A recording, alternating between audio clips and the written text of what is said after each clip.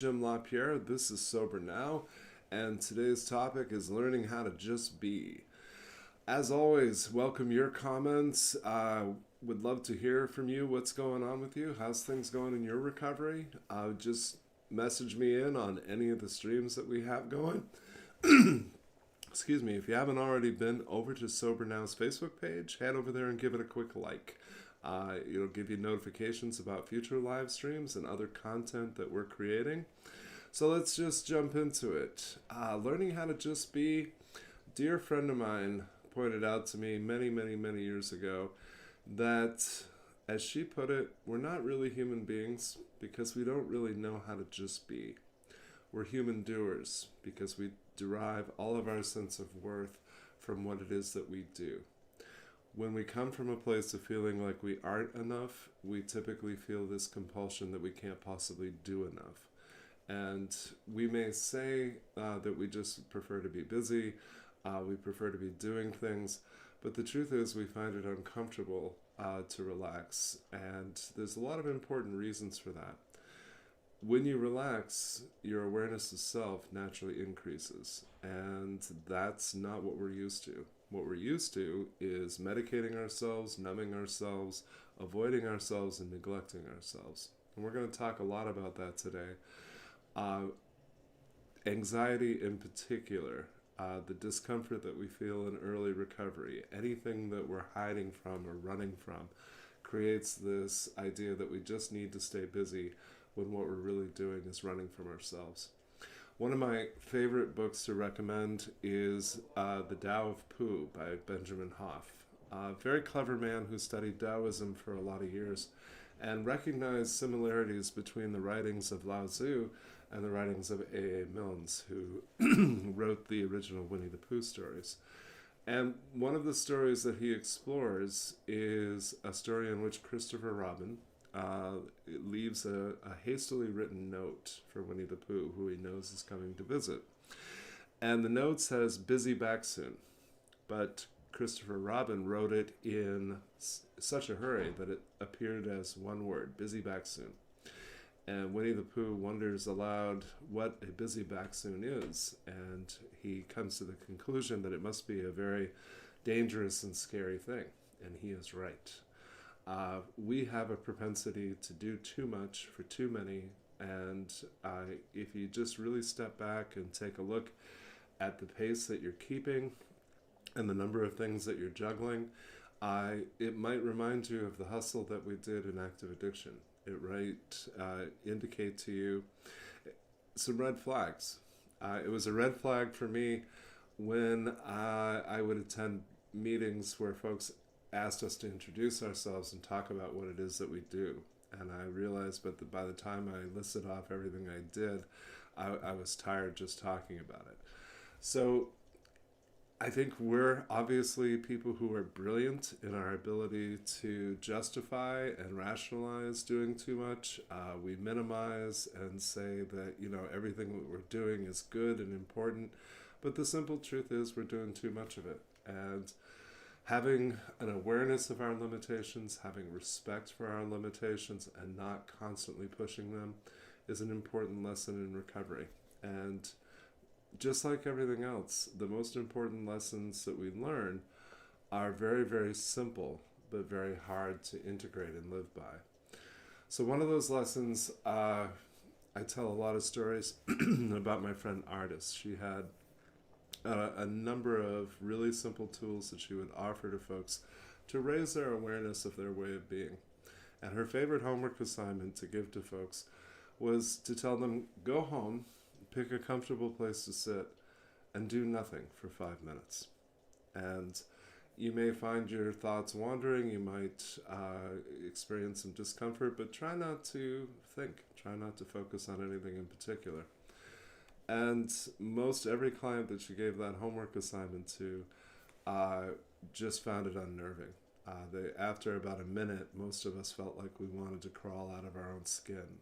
We had what felt like heightened anxiety, and what it really was an awareness of the anxiety that was already there. So if you've spent years hiding from yourself, it's really hard to be present with yourself. For some people, meditation and different ways of self-actualizing work really well. That's cool. That's great if that works for you. It does not work for me. Meditation results in me either falling asleep or finding a million different things to think about. So what I really want to focus on is what counselors call mindfulness, which is a nice word for, hey, you need to pay attention to you. Mindfulness is vital. Anything that you want to change, you have to be more aware of it. So many of the unhealthy things that we do, the patterns of behavior we engage in, 100% subconsciously driven. So if we're going to change those to become things that are a conscious choice, we have to be paying attention, noticing the thoughts and the feelings, noticing the compulsions that we feel to do certain things. If we engage in mindfulness, then the opportunities for healing and growth increase exponentially. There's an adage that I heard years ago that I have found great utility in. I love all pathways to recovery, and I like it when people define for themselves what recovery is for them. Sometimes I'll offer this adage that, quote, recovery is awareness of the attitudes, beliefs, and behaviors that block change. We are people who tend to be resistant to change. We fear it because we associate it with loss. We associate it with grief and sadness and abuse and negative outcomes. And so even when change is positive, we tend to be resistant to it. But what I've learned is that resistance is always fear. And if I can allow myself to be a work in progress, then I can take a step back, get a healthier perspective, seek suggestions and input from others, and get some reality checks so that I can move away from what we call old behavior or past patterns of being and move towards something that is healthier for me, more fulfilling for me. But again, the urge to be productive, the feeling that we're lazy if we take time to relax, for a lot of us, these are unhealthy messages from our family of origin. And for others of us, we're caregivers. We're people who are focused on everyone but ourselves. And this is what I joke with clients is the most honorable way to be nuts. You take care of everybody who isn't you. We've always found it easy to have a strong awareness of other people's wants, needs, and feelings, but we've found it uncomfortable to notice our own and to act in a way that fulfills them.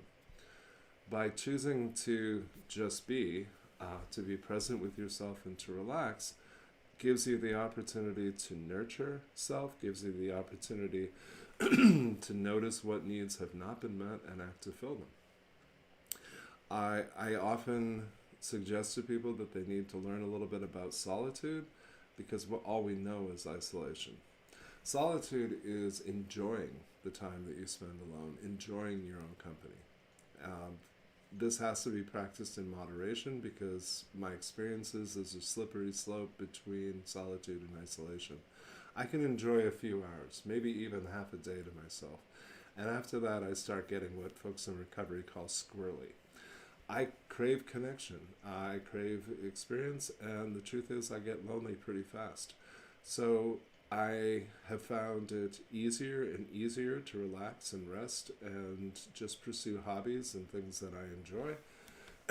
But I have also come to accept that I'm a person who needs a lot of support. I am a person who very much enjoys the company of others. And I don't see that I think we tend to simplify this by saying, well, that means I'm an extrovert, and folks who are introverted perhaps are less needy of those things. And I think that's simplistic in black and white. We are people who need people. We are people who need connection, and we need to learn how to have intimacy and fun and all of the good things in life, especially healthy relationships, clean and sober. So just a few quick tips on doing mindfulness. Introspection is taking stock of what you're feeling, wanting, and needing. It's the opposite of analysis. Analysis is something that you just do in your head. Introspection is more about taking stock about where's your heart at? How are you feeling? What's going on with you? And I've learned to ask myself some just very, very simple questions. I ask myself, how am I doing? And then the hard part is I have to be really honest with that, because sometimes the answer is, I'm scared, I'm hurting, I'm feeling disappointed, I'm feeling lonely.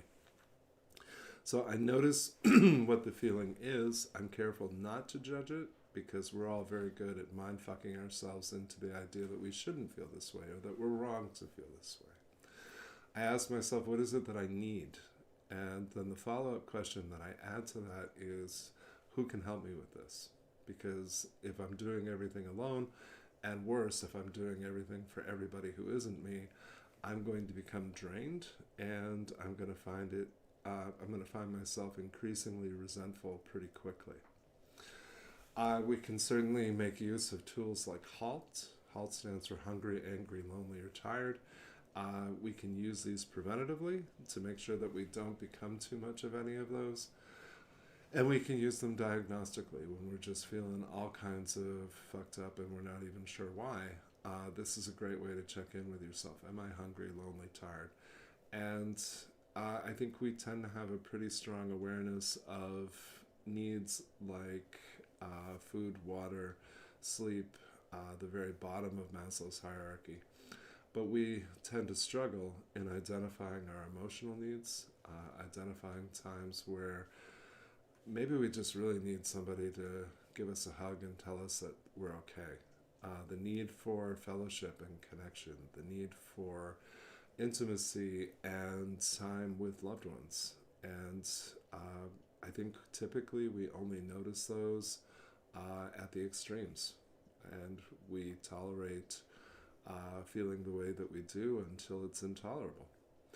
So many potential ways to increase awareness, but for myself, I have found that having spiritual practices that I follow daily enrich my serenity, and the more serenity I have, the easier I find it to simply just be and enjoy time and enjoy different hobbies.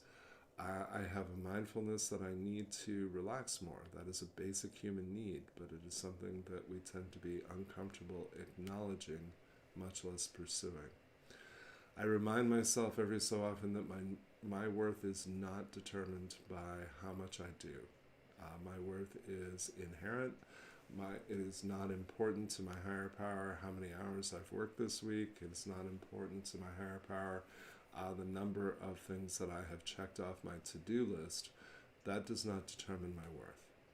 Unfortunately, for so many of us, what we are accustomed to is conditional love and acceptance. And so we seek to earn love. We seek to earn acceptance. And the problem with that is that we never really bank it up, right? So we have to start over every day and work endlessly and tirelessly to earn things that should have been ours for free. So I think this is something to just notice about yourself. Your work ethic in particular. There's this mythology that people in active substance use disorder or even in recovery don't have strong work ethics, and that is exactly the opposite in my experience. We work too hard, and for a lot of us, it's one of the very few things that we're proud of. A lot of us work a little too hard. We don't just have good work ethics.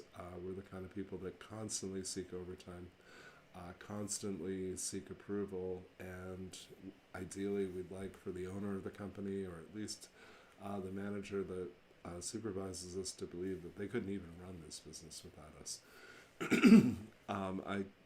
I know that was true of me in my youth, and I can see in retrospect very clearly that the kind of approval that I was seeking was the kind of approval that should have been something I experienced as a child. But again, when you come from a place of feeling less than, you seek to earn everything that's good, because we don't just naturally feel worthy or deserving of it.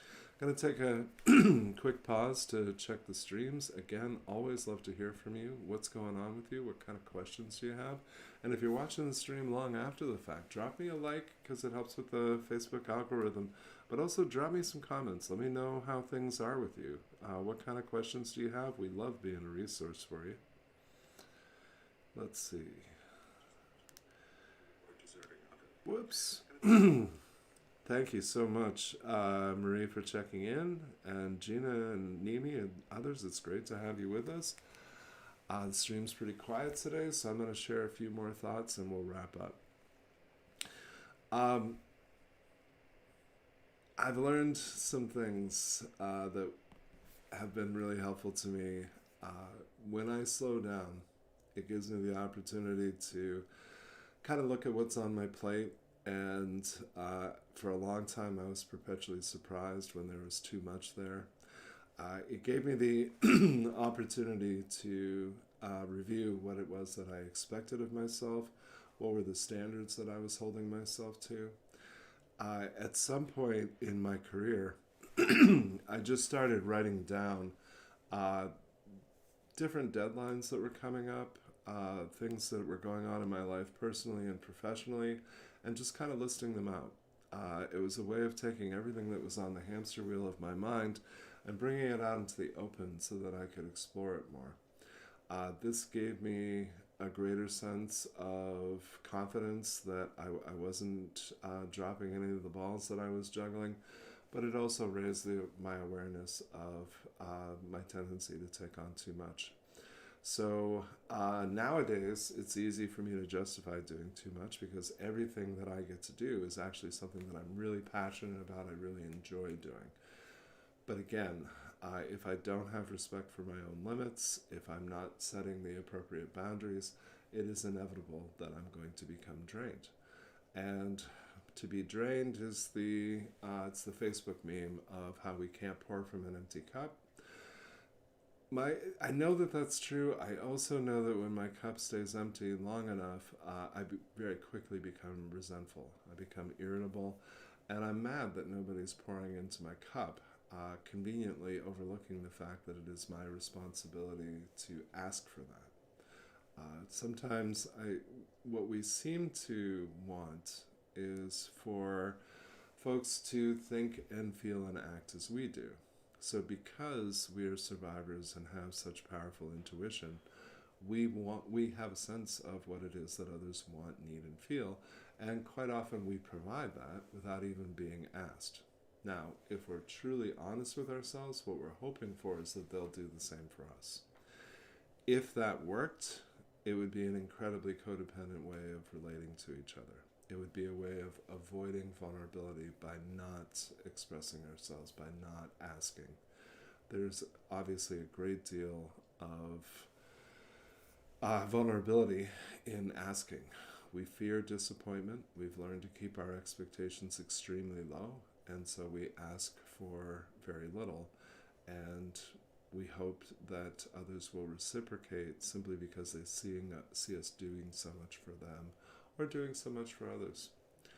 Service work is good for the soul, but that too can be taken to the extreme. I think without even realizing it, what a lot of us are doing is being very busy doing good deeds because we desperately need somebody to give us some recognition or some praise. We knock ourselves out to earn things that we're uncomfortable to receive, and that's true of appreciation and even compliments. We kill ourselves to earn them, and then it's too uncomfortable to take it in. So I'm hoping that you'll do a few things in the short term, what I see as opportunities. The first one is journaling. Take stock. Ask yourself, what do I want, need, and feel? Write it out on paper.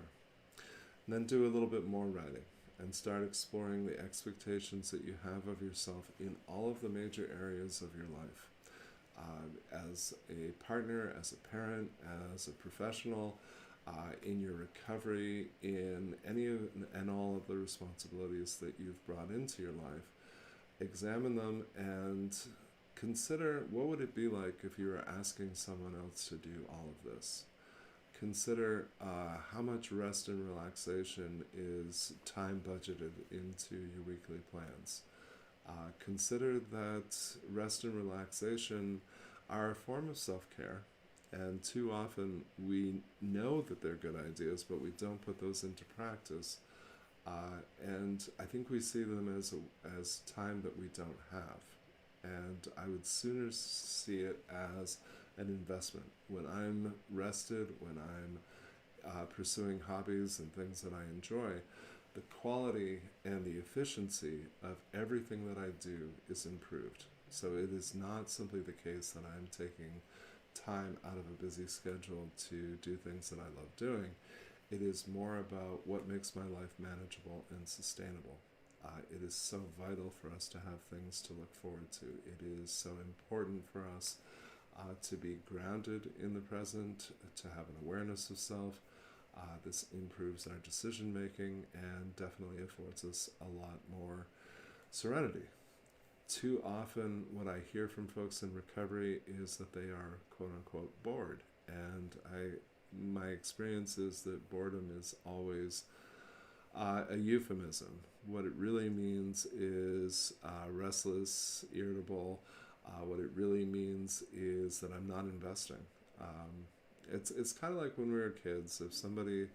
If we complained about being bored, somebody in authority told us that we should find something to do or use our imagination or be creative. And it turns out that's actually really solid advice.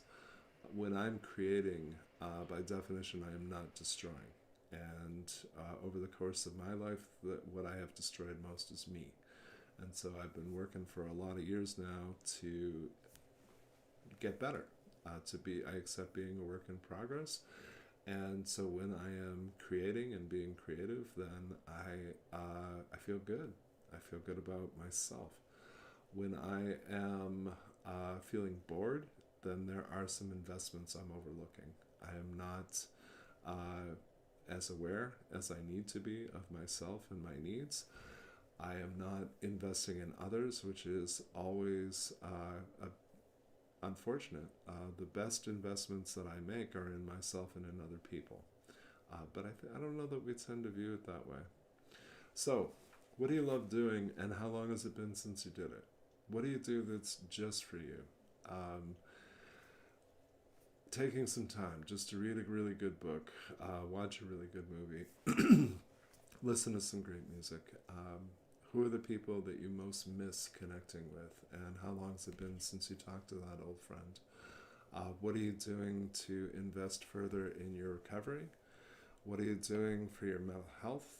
What are you doing to ensure that you are progressively becoming the person that you most want to be, and ideally the person that your higher power most wants you to be?